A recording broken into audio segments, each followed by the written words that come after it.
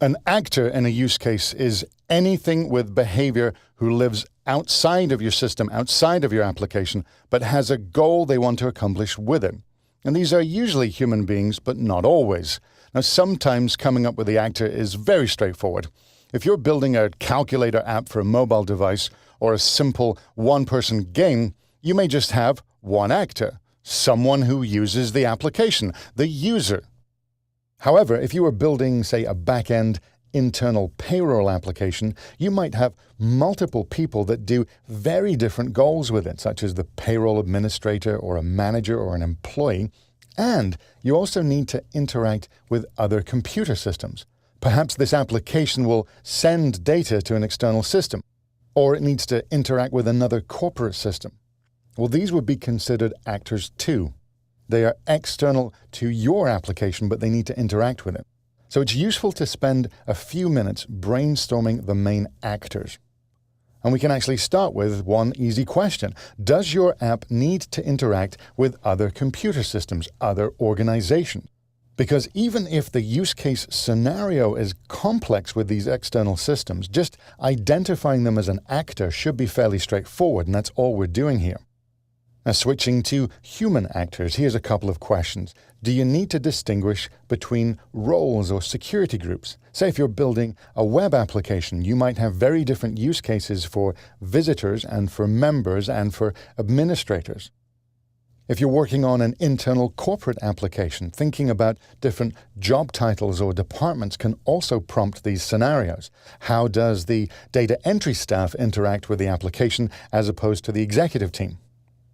And although the idea of a security level or a role or even a job title might prompt a particular scenario, a particular use case, and make you think of something that you need to write, always do remember that the focus is on the goal that the actor wants to accomplish, and that the same person in the same job title, in the same role, could actually be different actors on different days.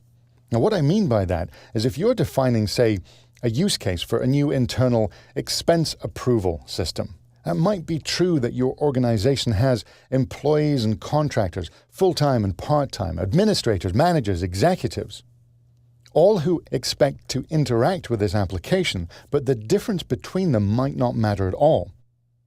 If this particular situation comes down to somebody requests and somebody approves, all that might be needed to describe this completely successfully is that you phrase the actors as requester and approver. Not a job title, not a specific role, but a perfectly acceptable name for the actors who take part in this particular use case. And it's quite common, as in this situation, that use cases will involve multiple actors. And we'll typically refer to them as the primary actors and the supporting actors. Now, the primary actors aren't necessarily the most important actor in this scenario. They're just the one who initiated this particular use case. So for this situation, the primary actor is the requester.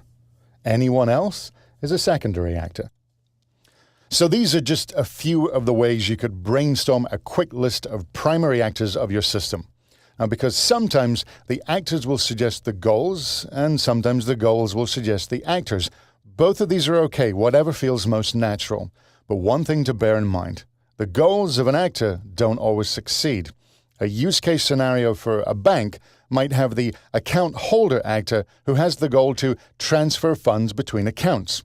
And you should start off by describing the successful steps for that, but you may well need to describe the alternative flow of not enough funds.